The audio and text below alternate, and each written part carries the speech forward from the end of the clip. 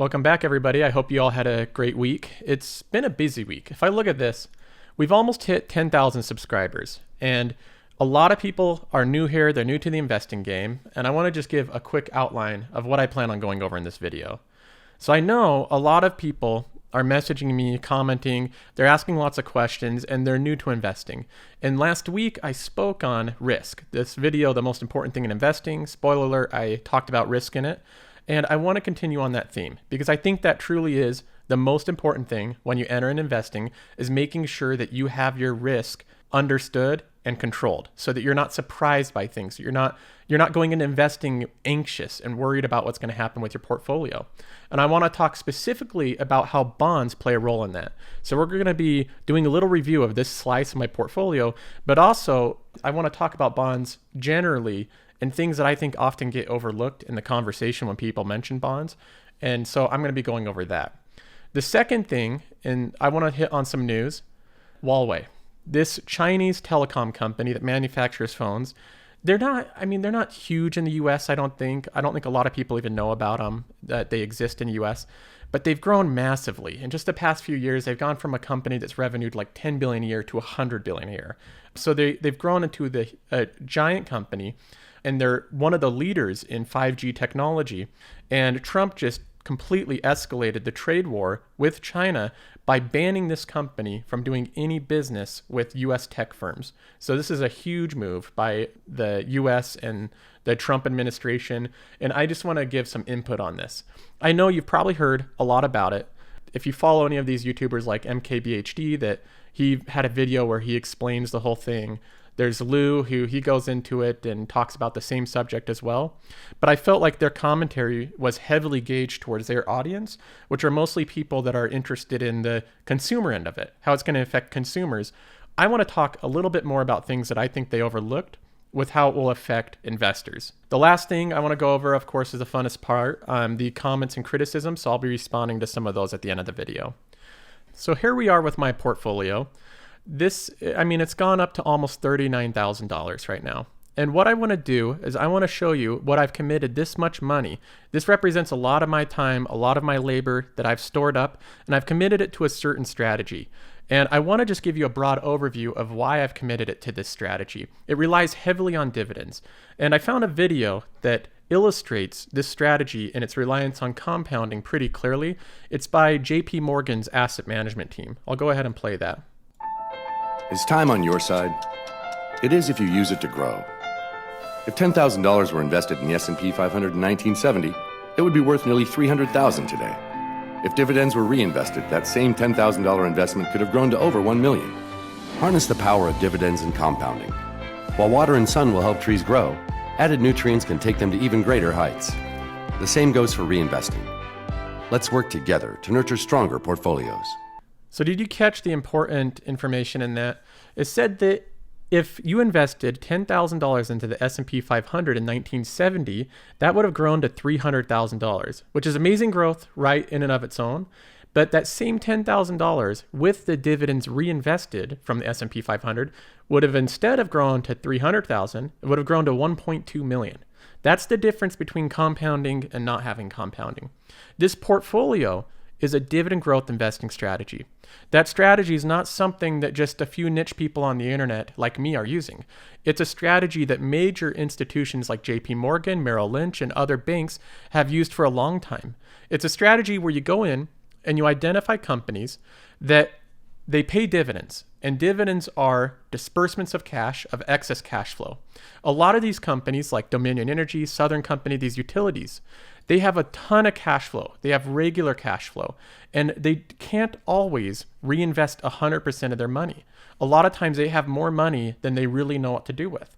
And because of that, they reward shareholders in their company by dispersing that cash flow to them.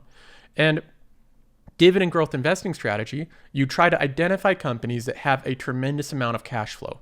They disperse that cash flow through dividends, and they also have another characteristic to them.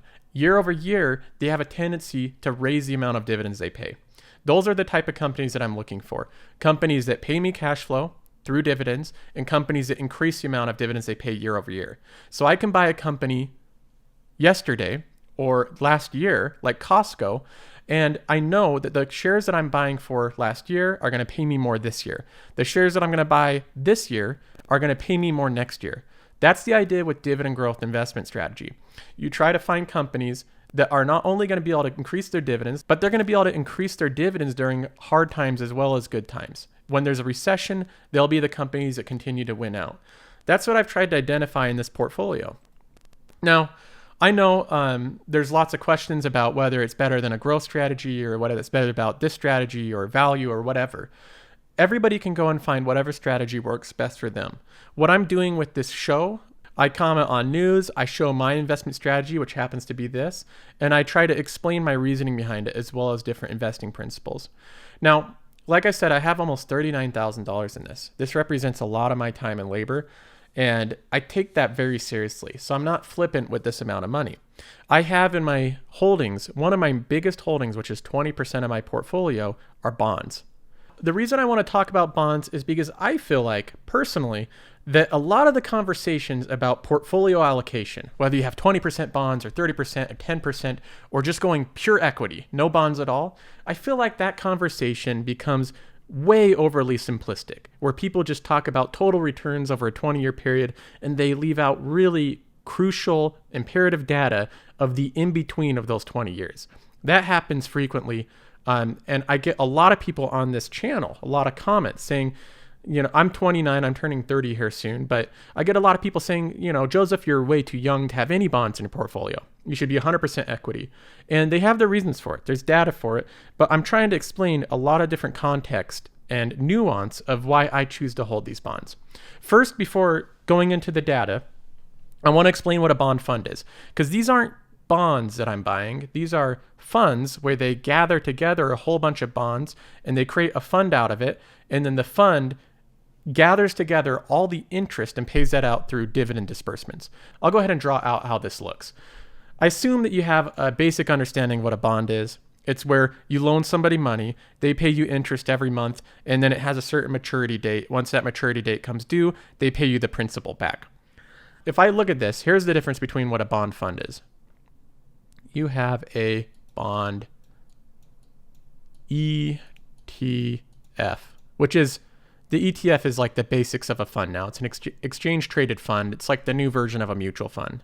So this is what a bond fund is. Now, bond funds, if I go back to here and I click into LQD, which is a investment grade corporate bond. So these are companies that are highly rated as far as bonds go. They're supposed to be able to pay back their bonds, right? If I go into the details here, it has a 3.5% dividend yield, but what I'm looking at here is the number of holdings. This is how many actual bonds are in this fund.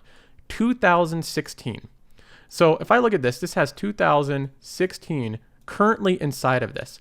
The maturity date is probably different for these. There's some that are 5 years, some that are 3 years, some that are 2 years, but all of them are paying interest in different amounts of interest. That all gets averaged out, and then it's paid out monthly in dividends in this fund. So what you have is you have bonds currently being purchased, individual bonds. They go into this mixture of a bond ETF that holds thousands of them that are all currently paying out interest all the time, and those are paid out as dividends to the shareholders of this fund. And then when the maturity date happens, they exit. The bond matures and the bond no longer exists because the bondholder has been paid back. The company now no longer has a bond, and this ETF looks and purchases more bonds. And so it flows through this pool here. And in the meantime, the dividend yield is dictated by the rate that these bonds are paying and the amount of people that own this ETF. And so that's what this is. This is a fund that has a lot of people that own this fund, a lot of bonds inside of it, and it's just all averaged out. If people sell out of these ETFs, it makes the dividend yield go up because less people own shares in it. So the yield goes up so that future buyers will buy in and they'll get a better dividend yield. And what that does is it controls the price of these ETFs pretty good. You can see that they're always going to have a pretty decent yield because anytime that a lot of people sell this ETF, this yield will spike up. That'll attract more buyers, and then the yield will go back down to where it is.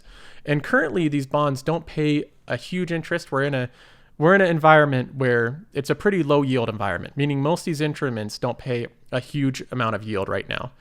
But when you're buying into this, you're buying into a bond ETF, not just bonds, and the interest rate can either increase or decrease over time. And so you're just buying this fund, and I want to get a bigger and bigger position in all of these funds. I like the funds. I want to hold them long term.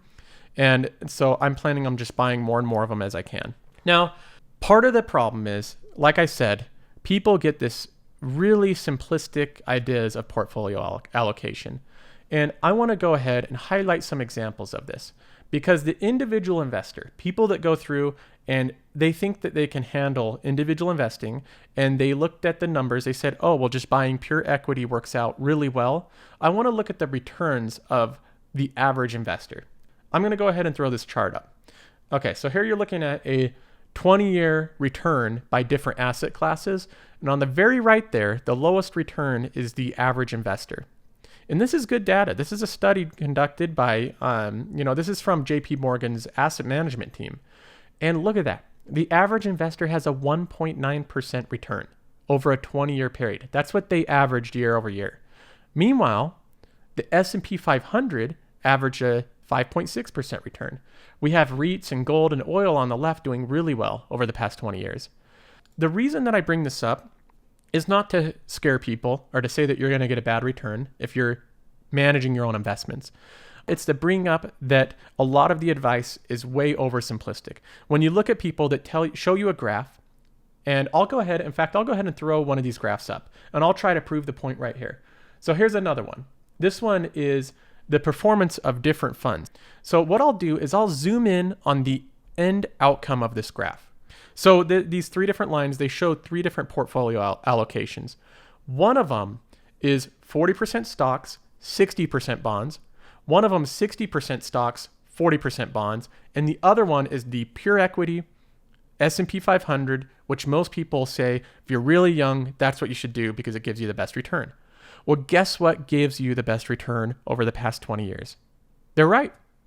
The S&P 500 did. Look at that. That brown line on the top, that one that's just above the 60-40, that is the best return. They are technically correct that if you're really young, if you can just hold on to your holdings through a 20-year, 30-year period, most likely just a pure equity portfolio will give you the best return. Done and settled, right? We don't need to talk about it anymore. Why don't we all just invest 100% in the S&P 500 and forget about it? Now, how do we reconcile that with the fact that the average investor, who knows that? Almost every investor knows that equities return better.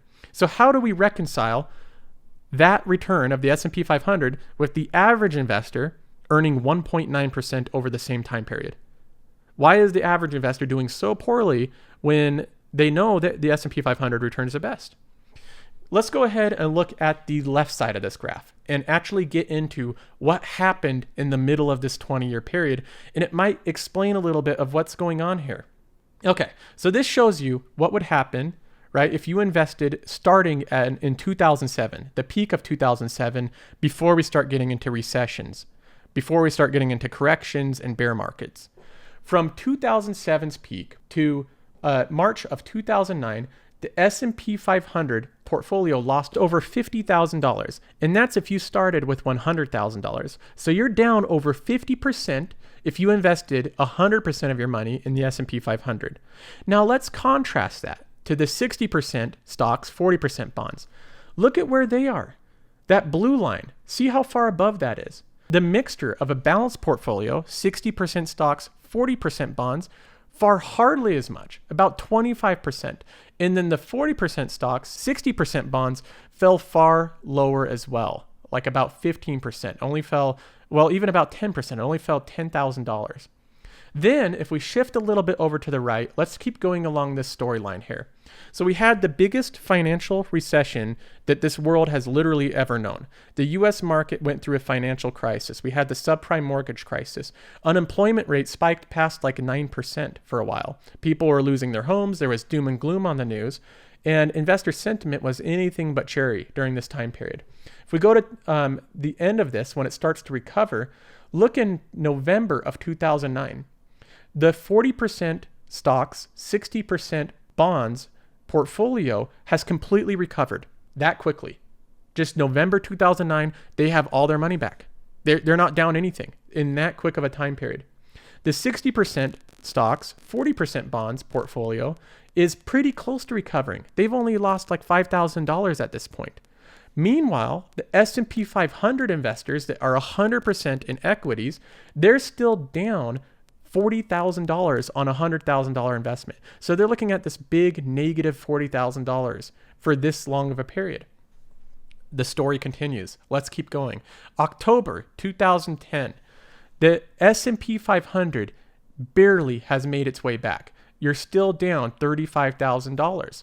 Meanwhile, the 60% stocks, 40% bond portfolio has recovered.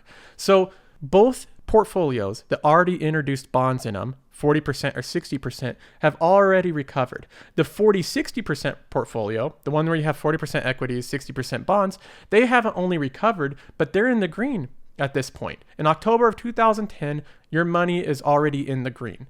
How would that feel psychologically, especially knowing that the general market, the S&P 500, is still down like $30,000? We continue. Another full year passes. October 2011, the S&P 500 dips down even more. Those investors that are trying to go, well, I was told the equity, 100% equity was the best. But here I've sat for 3 years straight watching myself lose money. Do you know how long 3 years would feel like if you were in the red that entire time? That if you started off losing 55% of your money, then you went up to $30,000 loss, and then you continued down, dipping down about $35,000. Then you started making gains, you almost leveled out, and then you dipped back down to another $25,000 loss. How do you think the mentality of the people during this period in October 11 that were 100% invested in the S&P 500 felt? Do you think there's a chance that they could have so much anxiety with their investments that as soon as it even went up a little bit, they decided, you know what, I'm going to sell out now. I don't want to lose any more money. And they became part of those investors that averaged the 1.9%. I think there's a good chance of that. I think there's a very good chance of that. If you fast forward, March of 2012 is finally where the S&P 500 recovered, and it quickly dipped down below its recovery point right after. 2 years, 2 full years, it took longer for the S&P 500 to recover than the people that had a bond mixture in their portfolio. When you talk about these simplistic ideas of just 100% equity is just better, you get a better return. What you're doing is you're ignoring this whole storyline, this multiple years, 4 or 5 year span where investors were struggling, where you're seeing yourself in the red, and you're zooming in on this part at the end where the S&P 500 comes out on top a little bit. That's the problem with this idea. That's the problem that I see when people zoom in on the sending of the story and they forget everything in between. They forget that you're dealing with humans here, not robots. People that have emotions, they have jobs, they have families to support, they have things going on with their life. And seeing yourself go that far into the red, and especially enduring it for that long, that's not something that I want to deal with, especially if I have a chance to avoid it. I much rather, in this storyline, if I had to look back, I much rather be that blue line. I mean, the returns are still great. It's still up there. In October 2018, look at that. You're getting great returns. But you didn't have to go through the same amount of pain. Your portfolio recovered in like a year and a half, not 5 years, not in October 2012 or March 2012. It recovered quickly.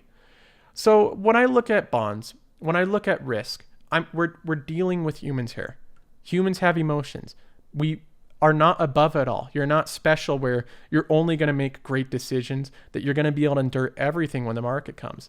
If people have that much conviction to pure equity portfolios, I say go for it. You know, if you really believe that you won't have any trouble, that won't cause you any grief if the market dips down again like that, then I say go for it. But what I want to do is fully illustrate this entire storyline, the total nuance that goes into it, because there is a lot more that goes into investing. When I look at these bonds, if I go back here, I see them as a way for me to get steady income that's reliable income that will help smoothen out these downturns. If we have a really bad downturn, yes, my portfolio will dip. I'll probably have a lot of companies cut their dividends. I'll probably have some real estate go way down and different things happen. But the bonds will not fall as much as the rest of my portfolio. They will help smoothen out those downturns. And I know that because, well, a big part of the bonds are investor grade bonds, which are less risky than equity. And then beyond that, the second half of my bonds are treasury bonds, which are from the US government. So this is more like a high yield savings account. These have like an average of a 2.7% interest rate on them. And so I'm getting dividends. They're feeding my portfolio continually. I get payouts every month from them. So I like that aspect. But I also like knowing that in the case that we have another 2009, we have something bad happen, I'm not going to be in that category where I have to go, okay, well, I'm going to have to wait 4 or 5 years just to break even on this. I want to be on the side that's a little bit more conservative. I'm not seeking the ultimate total best return over a 20-year period. I want to have a good time in that journey. In that time period when I'm investing, I want to be able to invest with confidence. I don't want to have anxiety the whole time or have that gut punch feeling of when you see yourself go way in the red.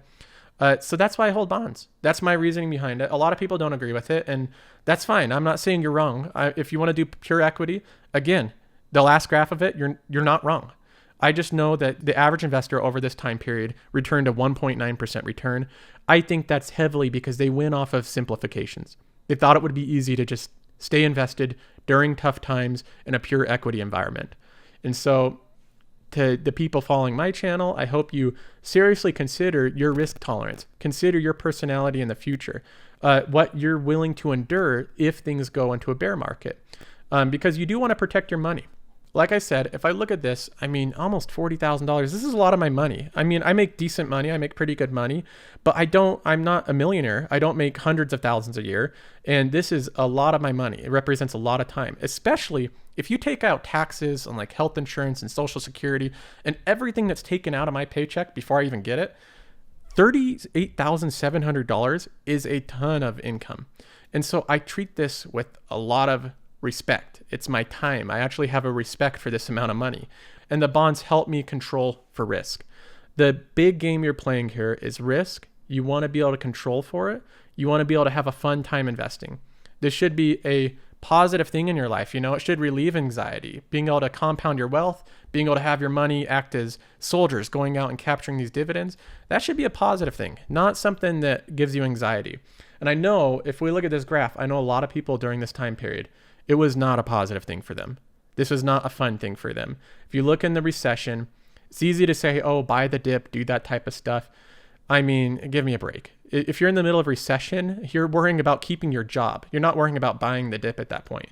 People need to put themselves in those situations. It's much easier to say what you're going to do than what you actually will do. So I don't know what I'm going to do, and I plan on protecting myself against myself. Anyway, there's my rant on bonds. I'll move on to a different subject on it. If you guys have more questions about this specific scenario or this specific subject, I'll go ahead into that. But I just wanted to mention that. I think it's really important. So I'll first just give a quick update on the portfolio performance. Over the past week, it's gone up 0.5%. The S&P 500 actually went down 0.5% during that same time period. But that's not really a big timeline right there. We've earned $15 in dividends. Not a whole lot. I usually earn over $100 a month, so $15 a week is low. If I go to the month time period, over $130 in dividends earned in the last 30 days. Then if I go to the last 90 days, $357 in dividends. So this number for the past 90 days keeps increasing over and over again. And like I said, if I look at these graphs, I keep track of the monthly earned dividends. This is going up over and over again. My portfolio value continues to increase as I fund it and reinvest those dividends. And then the quarterly dividends is continually going up as well. So I keep track of all this data. I don't pay too much attention to the day-to-day, but I'll go over long time periods and evaluate the different allocation and what I'm trying to do with it. So now let's move on to the news item, Huawei. This company, I don't know how familiar you are with them. Like I said, they're not too popular in the US, but a lot of YouTubers have covered this story, have gone over it. And I just want to play, I'll play one clip from Marquise Brownlee. He did a video where he explains everything up to this point on Huawei. This is just one clip that gives like a summary of what he talked about here. I'll go ahead and play it. So as a person that really likes tech, all of this news is terrible because having one less company means less competition, which is less incentive for these companies to work hard and make great stuff. Okay, so he's saying this is terrible and bad for people that like tech because it's less competition, right? The issue with that is it totally glosses over the reason why Huawei was banned. In this whole 10-minute, 11-minute video, he spends maybe 10 seconds glossing over why Huawei was banned. And he talks about how there's concerns of spying. There's a lot more to it than concerns of spying. As far as the competition goes, Huawei has a replete history of not only copying designs verbatim, but stealing as much intellectual property as they can. There's so many accusations of it. There's convictions of it. It is, from companies in Europe, companies in the US, all over the place that have complained against this one specific Chinese tech company from going to much greater lengths than any other company does. But then the standard is there's always going to be some theft in the tech world, but it's a more egregious amount of it. So a lot of the comments here are like, well, this is just the US not wanting to compete. The problem that I have with that argument is if you looked at it and you just said, well, the US doesn't want to compete with Huawei, so they're just going to ban them. If that was the reason why hasn't the US banned Japanese and European automakers? They compete way better with the US manufacturing cars. Or Samsung. It's a South Korean telecom company that is a conglomerate that manufactures everything. Totally penetrated the US market. Probably over half the appliances in my house are from Samsung. And they're a phone manufacturer similar to Huawei. So I don't buy the reasoning that the US doesn't want to compete, and so they're just going to ban them. There's too many counterexamples to that. And I think there's a lot better explanation.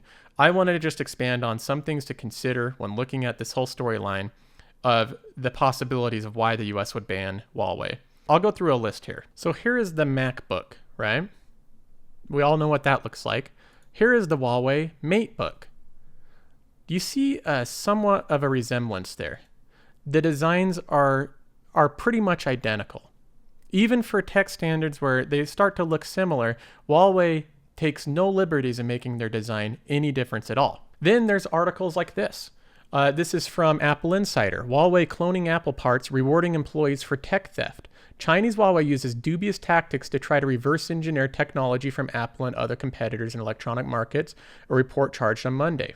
In the article, it says that Huawei has reportedly used similar tactics against companies like Cisco, Motorola, Atkins Semiconductor. The U.S. Justice Department, in fact, claims that Huawei has a program that rewards employees for stealing data, with better bonuses based on how confidential the information is. So this isn't something where it's like a couple rogue people inside of Huawei go out and steal this data. They're alleging, the U.S. Justice Department is alleging that they actually, their company culture structure rewards people for how much data they steal, and the higher the rewards, the more bonuses for how confidential it is. We can go on further on this on a Wall Street Journal article just posted a couple days ago. Huawei's accusers describe a wide-ranging, brazen, and opportunistic appetite. The targets of the alleged thefts range from longtime tech peers, including Cisco Technology, T-Mobile, to a musician in Seattle barely making minimum wage in his day job.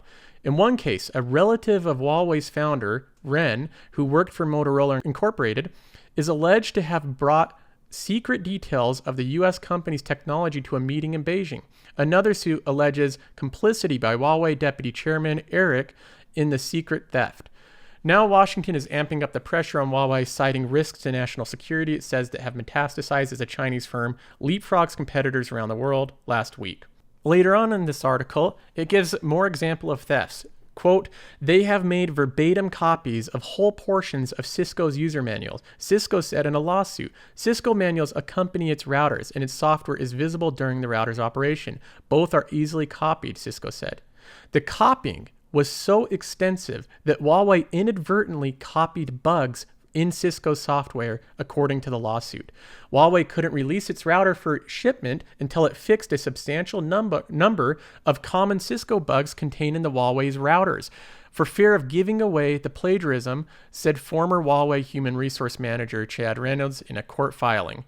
So they copied so closely, so verbatim, the software that Cisco created that they literally copied the bugs. And then they knew that they couldn't release the software until they fixed those bugs because it would show the public that they just blatantly copied Cisco software.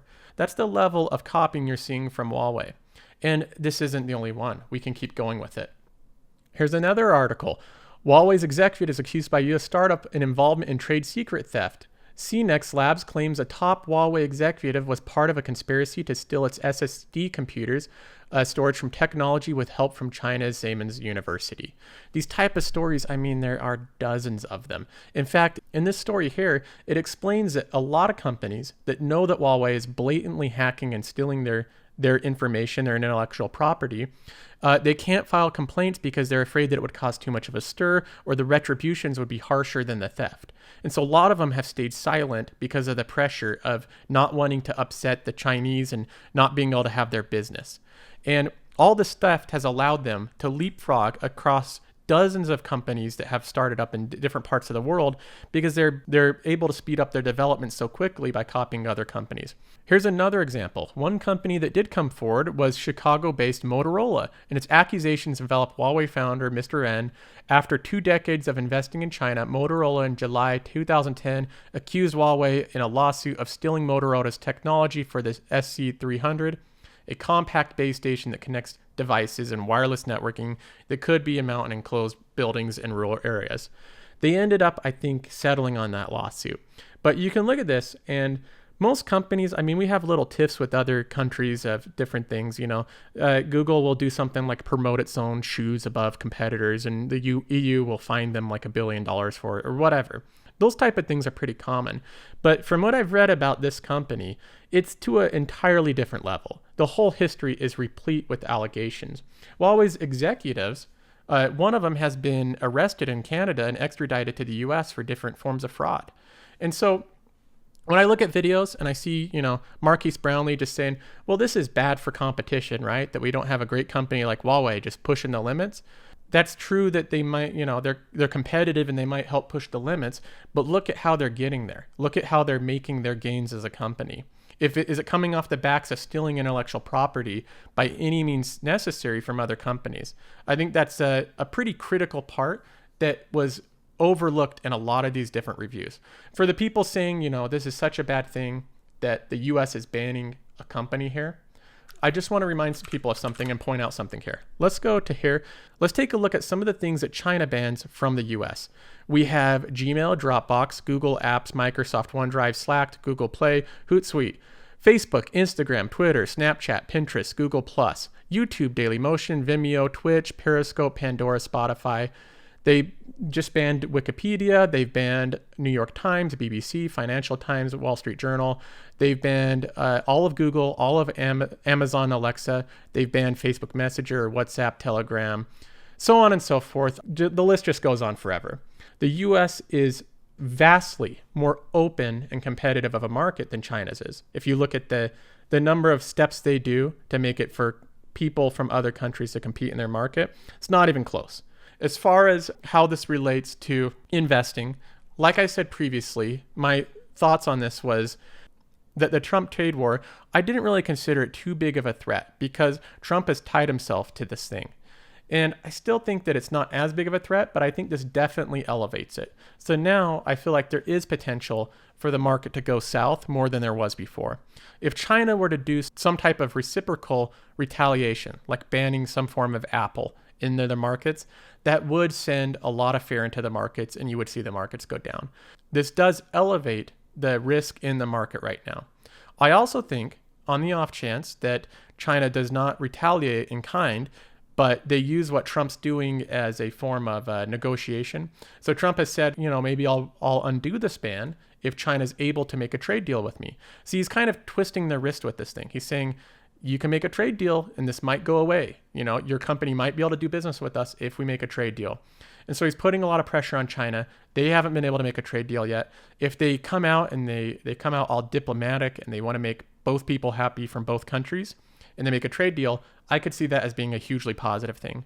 But if that doesn't happen, if the Chinese are more stubborn and they come from a retaliatory, reciprocal type of nature, I think it might go the opposite direction. It'll make the Chinese feel more emboldened and they'll want to invest in buying their own country's products and not buy Apple phones, and they'll have that sort of nationalist pride. So it could go either way. I do think that this elevates the level of risk in the market, generally speaking.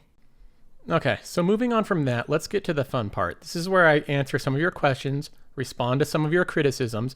You can write in, email me at josephcarlsonshow@gmail.com. So that's josephcarlsonshow@gmail.com. I read every single email. I go through and read every single comment, and I choose a few to reply to that I think everybody else would be interested in seeing the reply to it. So I'll go through and I'll start from the beginning. And I went ahead and blurred out their names because I don't want to, have any backlash on people voicing their opinions. I think it's good that they do that. One of them, now to give context to this, he is upset. And there's a couple people that I actually got quite a bit of blowback for my comments on Bitcoin. I said in the previous video that I would not invest in Bitcoin or crypto. And I gave a few different reasons of why I wouldn't invest in Bitcoin or crypto.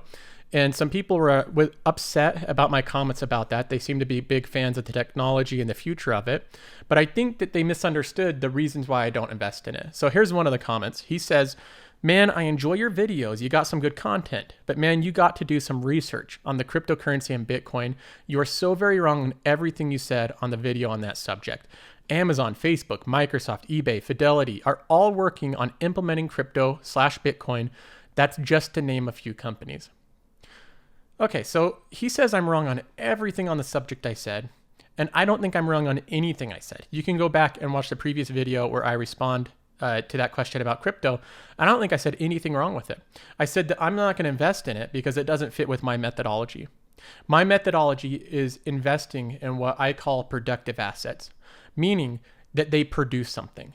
Like I buy a company, and that company has products and teams, and they work so that if I were to hold it for 10 years, it would have produced a lot of stuff along that 10 years. Bitcoin is a virtual currency. It has some cool technology behind it, but it doesn't produce anything. It can be used as a currency, maybe. I don't think it really can because, it's gone up 48% or like 40% just year to date. How can something be a currency if the price fluctuation on it is over 40% in just a few months? Who's going to be able to accept that as currency with that type of price volatility? Nobody realistically. Maybe someday it will. But either way, I wouldn't invest if it was a currency. So let's say it was even used as a currency and all these companies accepted it. I don't invest in gold. I don't invest in diamonds. I don't invest in, USD. I don't consider that really an investment. My investing methodology is investing with productive assets, not non-productive assets. I would consider Bitcoin an asset. It's worth something, but I don't consider a productive asset, meaning it doesn't create anything. It doesn't produce anything. It's not like a farm where you have a farmer that goes out and works every day, and then at the end of the year, you have a bunch of potatoes that you can sell. Bitcoin just stays there. Its value is based off of what other people will pay for it. So it doesn't at all fit with my investing philosophy. Now, there are some people that invest in gold. They make good money doing it. They might invest in precious metals or other things. They might invest in Bitcoin. I'm not at all saying that they're wrong for doing that. I'm just saying it doesn't fit with my methodology. It doesn't create a yield. It doesn't create a continual return for me. It's not a productive asset. To further that point, I wanted to highlight a video of why Vanguard doesn't even hold Bitcoin ETFs or anything like that. I'll go ahead and play this. Bitcoin itself, you will never see a fund from Vanguard on Bitcoin. We tend to stay away from assets that don't have underlying economic value. They don't generate earnings or cash flows. So if you look at we don't have a gold fund either. And so the Bitcoin, its value is based off of scarcity and an artificial scarcity that's out there. It's really tough to imagine where the long-term return comes from other than speculation. For his reasons, the CEO of Vanguard, for not having a Vanguard ETF based on Bitcoin, is the same reasons I'm not investing in it. There's no underlying thing that produces from Bitcoin. It just exists, and it's based off of speculation and scarcity, and maybe someday it will be used as a currency. That's not enough for me to actually invest in it. But again, I want to emphasize a point that I'm not saying it's bad to invest it in general or anything like that. People, they have the tendency to, when one type of investing that you like, if somebody else doesn't choose to do that, or they try to do a different one, it's almost like you have to tear down the other person's type of investing or their strategy of investing. You don't have to do that. There's a lot of ways to make money in the stock market. There's a lot of ways to make money investing in general. For one person to be right doesn't have to make the other person wrong. Two people can do different investing strategies, invest in different things, and both make good money. Okay. The next question is a simple one. Jim, he says, do you get paid dividends on fractional shares? The answer to that is yes. If you own 70% of a share, you'll get 70% of the dividend payments. That's how M1 Finance works. The next question after that is Bassam. He says, hi, Joseph, I like your videos. What is your opinion about dividend paying stocks like CHD, Church & Dwight? I have looked into companies like CHD, these consumer defensive companies. I've looked into Procter and Gamble. I've looked into Clorox company. All these type of companies I think are in similar categories. They make these basic type of household products that just everybody uses. And because of that, people need them during all economic cycles. But you may have noticed that none of these are in my portfolio. And there's a reason why. I personally feel that they lack a good moat. A moat is a thing that keeps competitors from coming in and taking over your business. And I try to invest in companies that have a very strong moat. They have a lot of different instruments that make it impossible for other companies to come in and steal business. When I look at these basic Procter and Gamble, they make all these sweepers and different companies that might make toiletries and diapers and cloths and wipes and different stuff like that. I see nothing that stops other companies from ripping them off. And you can see that. If you go to Amazon, there's Amazon Basics and these companies that China undercuts them in price and sells them on Amazon, and you can buy these basic household products for way cheaper. The Amazon Basics brand or whatever, they have all these different brands for like diapers and this type of thing. They've undercut all the competition, and I see that continually happening. Look at Costco. Costco owns all these different warehouse stores. They own what's called Kirkland Signature. That's Costco's signature brand. And last year, Kirkland Signature sold $39 billion worth of goods. They continue to expand their product line into other categories of common household products. So these companies have done well in recessions, but if Kirkland Signature, this brand that Costco makes, is able to just go into any different category, Costco's able to put them on the shelves right next to these other products and undercut them in price. How is that a good moat for these companies? What can they do to compete with that? I don't see a whole lot. And Costco's Kirkland Signature is already beating out these other brands. You will notice that I have Costco as one of my top holdings in consumer goods, but I don't have these consumer defensive companies. And that's the reason why I think that they're easy to get ripped off, easy to get undercut, and they have an uphill battle, even though they have a really diversified product line. Moving on to the next question, and I'll blur his name out as well. He says, nice dividend setup. Made 45.6% this month, last 14 trading days using options. The daily turnaround is great. I started with just about what you have in the thumbnail, up 3.65 this week as well. Will verify for haters. Okay, so when I saw this, I have a couple thoughts. One of them is I'm glad that he made money, right? I don't take any kind of glee in seeing people lose money, even if they do it in decisions that I think are bad decisions. When I see people on different forums and stuff show that they've done option trading and they've lost half their portfolio or all their life savings, that's like a punch in the gut. I almost have this secondhand feeling of just, if I was in that situation, it'd just be awful. So I'm glad he made money. I'm glad he's on the other side where he increased his portfolio 45% in 14 trading days. Now, the issue with this is that this shows a couple different fallacies. First of all, people are eager typically to share their earnings more than they are their losses. And so you have a bit of survivalship bias here. Survivalship bias is when the things that survive get highlighted and all the losers in the situation get ignored, right? It's like we focus on the lottery winner, not the millions of people that bought tickets that just wasted their money. And that can give you the impression that it's a good thing to go out and buy those tickets. Another thing is, when you use examples of this, where somebody turns around and makes a lot of money in a short period of time, people might say, oh, well, he's making good decisions. The issue is he's making very poor decisions. Anytime where you're increasing your money this quickly using options is a poor decision. In my judgment, that's a very poor decision. And the fact that it turned out good doesn't make it so that it's not a poor decision. One of the basic things with investing that people have a hard time understanding is the outcome does not determine whether or not you made good decisions. So if you got a great return on an investment, that does not necessarily mean that you made good investing choices. There's a lot of luck involved here. There's a lot of risk, a lot of unknown. There's randomness in the world. Sometimes poor decisions are rewarded. Sometimes good decisions are punished. Most of the time it works out the other way, where continual good decisions end up usually being rewarded over time. Continually bad decisions usually end up being punished, but there is some randomness at play. I think that if he's making 45% returns in 14 days off of options, he's making poor decisions. I don't think the fact that he came out good this time makes any bearing on whether it was a good decision or not. It was still a poor decision. The person that won the lottery and got the mega lottery, he still made a poor decision buying that lottery ticket. He just happened to be lucky. He got bailed out of his poor decision by luck. And the reason you know it's a poor decision is because statistically, everybody else lost money with it. Everybody else that did it made a poor decision. One person that made a poor decision got rewarded.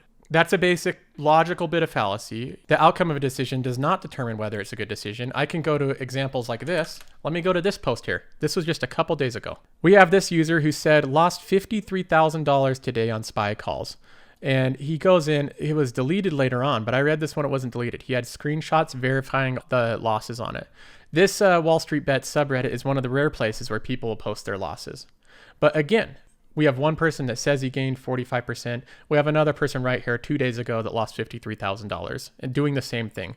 Calls are using options, lost a lot of money. That's usually how it turns out if you're trying to make a ton of money in a short amount of time. You end up losing a lot of money that way. The last comment that I'll highlight here, I'll go ahead and blur the name for this one as well. He says $100 a month is, quote, good money. There are little children with a paper route that make more than that, and that is with zero risk. You cannot be serious. So he's referring, for context, to a video where I made over $100 a month in passive income. It was the first month that I broke $100, and I called that good money. Okay, so I see where he's coming from. I mean, I work a normal career and make a salary, a good salary, and $100 a month, obviously, in and of itself is not a lot of money.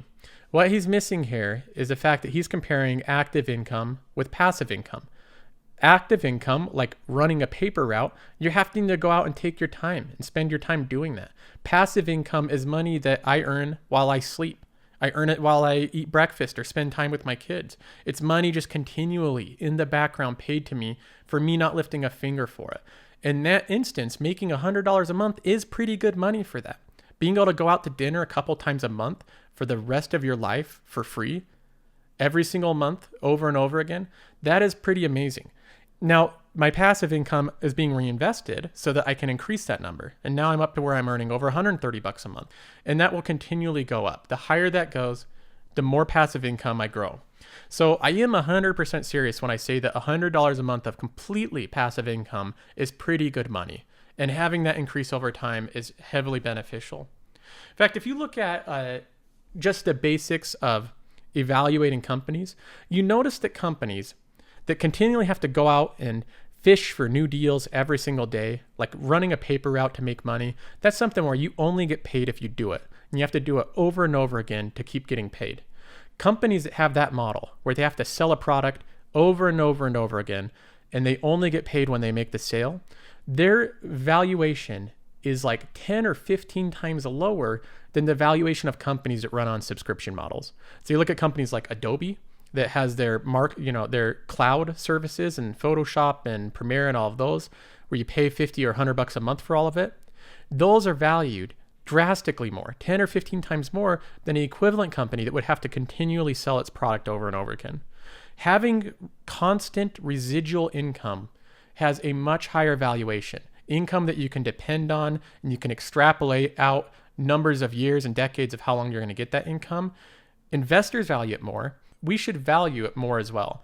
I value the $100 I earn residually through passive income a lot more than the $100 where I'd had to go out and earn it and work for it myself. That's the type of thing I'm comparing. I think he's looking at that a little bit the wrong way. He's comparing active income to passive, which are entirely different things. Anyway, I'll end it there. I hope you guys have a good day, and I'll talk to you next time.